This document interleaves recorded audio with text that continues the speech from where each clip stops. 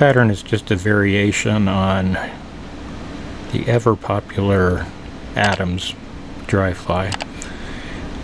I've got a size 16 long dry fly hook here in my vise, and we're just starting with some black GSP thread. So we're just going to go ahead and get our thread started here on the hook,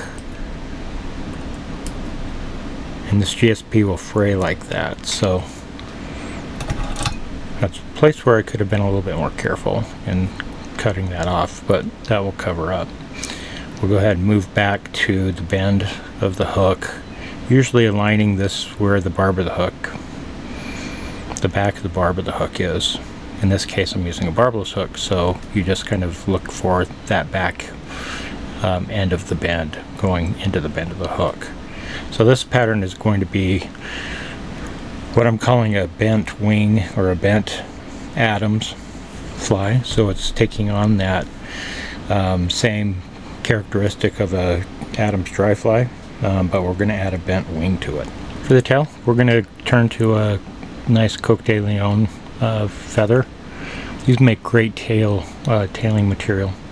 This is more of a kind of a tannish speckled color, and I've got maybe about 10 fibers here. I want this tail to be somewhat robust, and I'm going to measure out about the length of the shank of the hook here, and we'll go ahead and secure this to the top of our hook with a couple of thread wraps. Then I'm going to take a look at length, because I always make these too long, and this is the time that you want to make that adjustment. So those are close to alright. I may grab this end of it here and just slightly pull on it, and that will shorten those tails up just a little bit. And from here I just want to make sure I keep those on the top of the shank of the hook, tying them back in where we left our thread at the bend of the hook.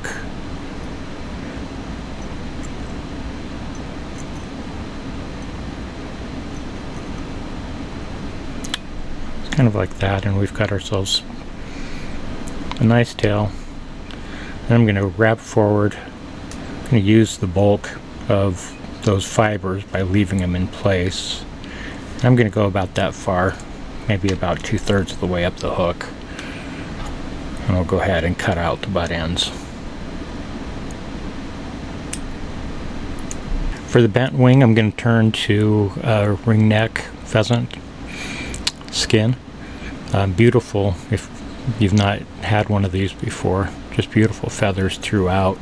And I'm just going to be taking a few feathers kind of from this grayer area down here to use as my bent wing. So I've already got a feather picked out and ready to prepare.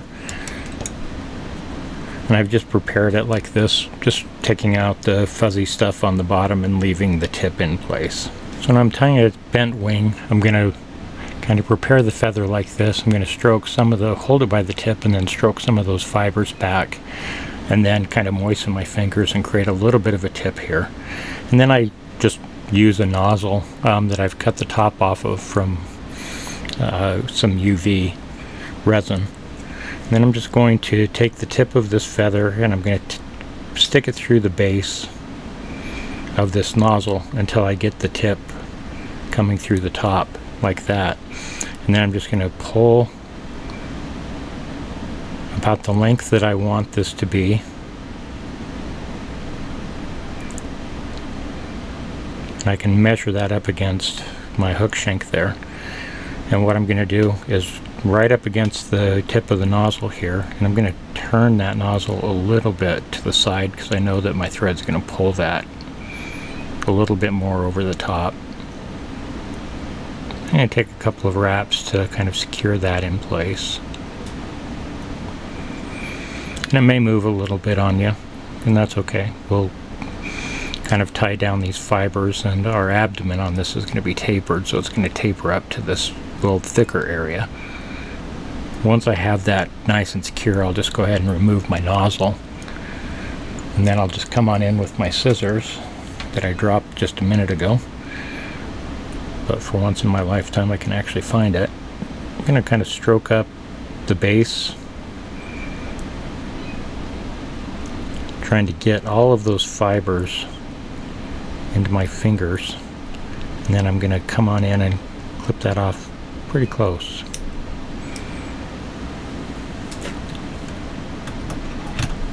With that taken care of, I'm going to go ahead and just gently rotate that back so that the wing is sticking over the eye of the hook.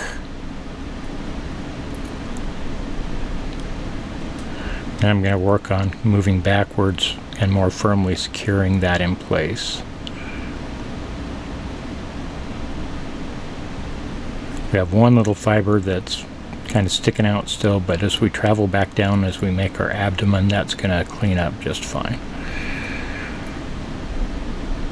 So I'm just going to take some thread wraps forward,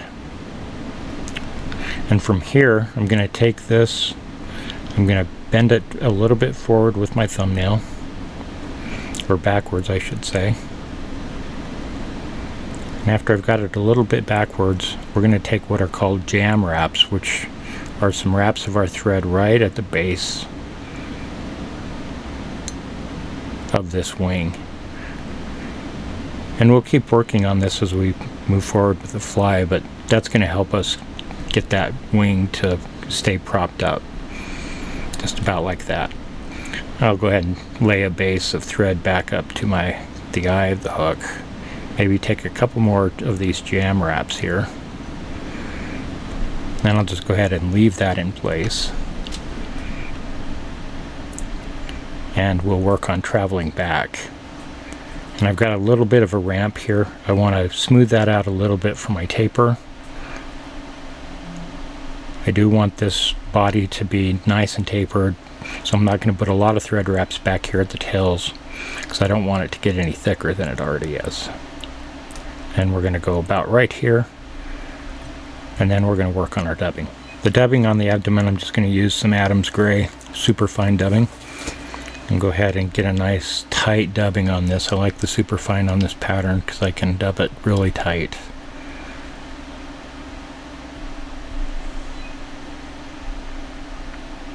And we'll come back for a little bit of extra on this, but I'm going to travel back with some of that bare thread that's still showing. I take a couple of wraps back here at the tail. I may tighten it down as I go, especially back here where I want to keep the body fairly thin, but then I'll work on building this up into a gentle taper as I move closer to that wing that we just put in place. So we've added just a little bit more dubbing here. As I move up, I'm going to take some wraps back over the top just to make it a little bit thicker as we move forward. So before we tie in our hackle, I'm going to go ahead and split this wing, and I'm going to do that by taking this top piece that we stuck through our nozzle, kind of grab either side of those fibers and gently just pull this apart, and it should split right at the stem. I want it to split all the way down to where my thread is. So we end up with something like this. You can see how it's starting to create a really nice looking wing. I'm going to come in with my scissors. I don't need those handles anymore, so we're going to go ahead and clip those tips off. And this one that decided it wanted to stray a little bit, I want to get it off as well. And then I'm going to do the same thing on the other side. I'm just turning my vise so that I have a better view of where I'm cutting. If you have one like that that kind of slips out, just come on in with your scissors. We'll trim it out as well. It's not going to hurt anything.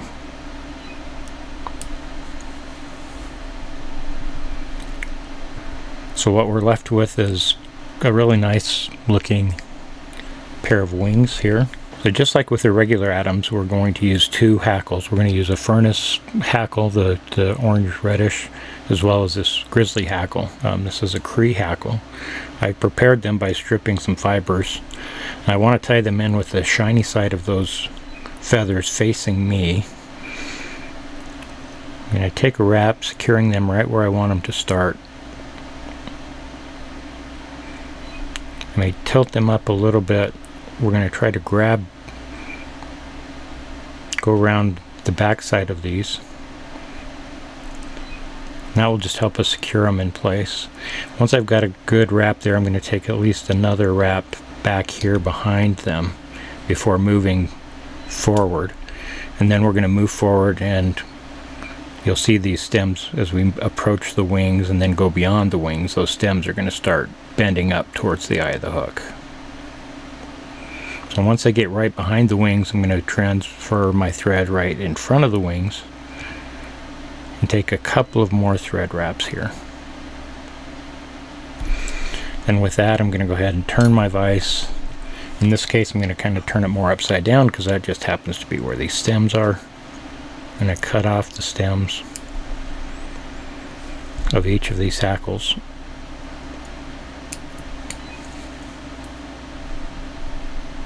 We'll turn that back around, and at this point I can go ahead and I'll stroke these wings back again just to give me a little clearer access, and I'll just clean up those stems. So from here we're going to go ahead and wrap our hackle. I'm going to start out with the furnace. I'm going to just attach that to my hackle pliers,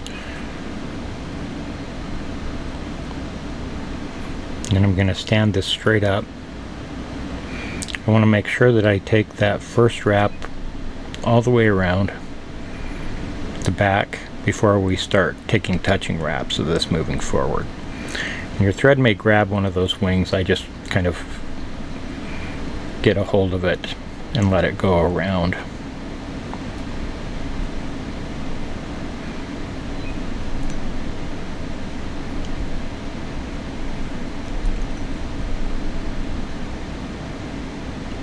I want to take these wraps right up tight against those wings,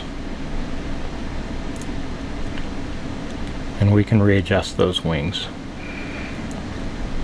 So I'm going right up against the base of the wing. You can probably see them slide out of the way a little bit.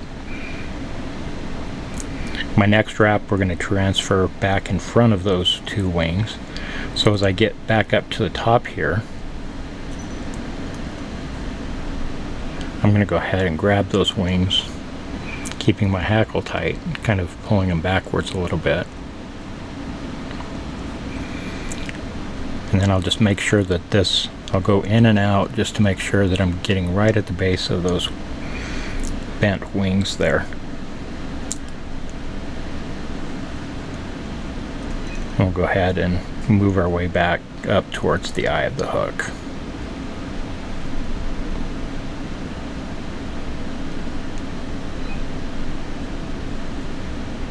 So once I'm about here, we'll go back straight up. I'm just going to take my thread and I'm going to take a couple of wraps over the top of that hackle.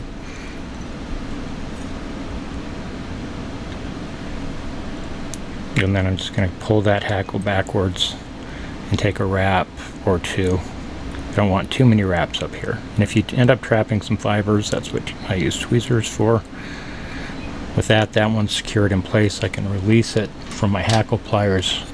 We'll grab our scissors, pull that hackle forward, and I'm going to cut that off right at the base. So now I've got the grizzly hackle in my hackle pliers. I'm going to take that first full wrap around the back again.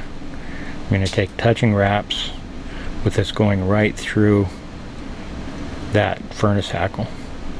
And this was going to create a nice varied color of hackle, but it's also going to make a really robust hackle because we've got two feathers going through here. Same as before, we're going to have to kind of avoid those wings. Our thread's going to want to grab hold of them.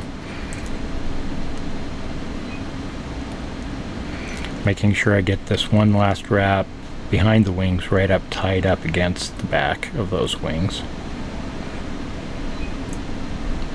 And from here, I'll transfer on the next wrap to the front of the wings.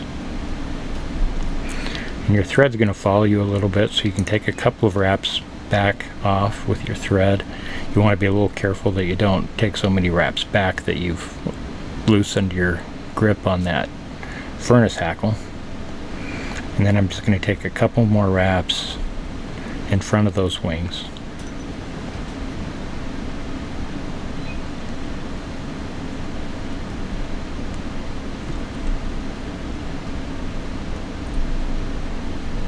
Getting this straight back up again. I'm going to come over the top of that hackle as well, just like we did with the furnace hackle, securing it in place. And pull that tackle backwards a little bit. Get a wrap or two in front.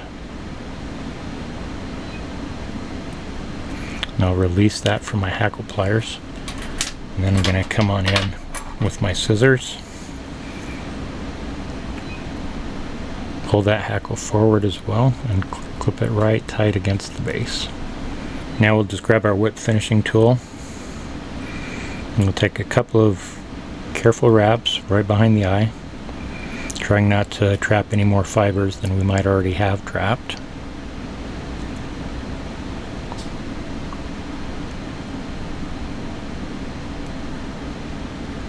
And I'll release my thread from the whip finisher and pull that nice and tight.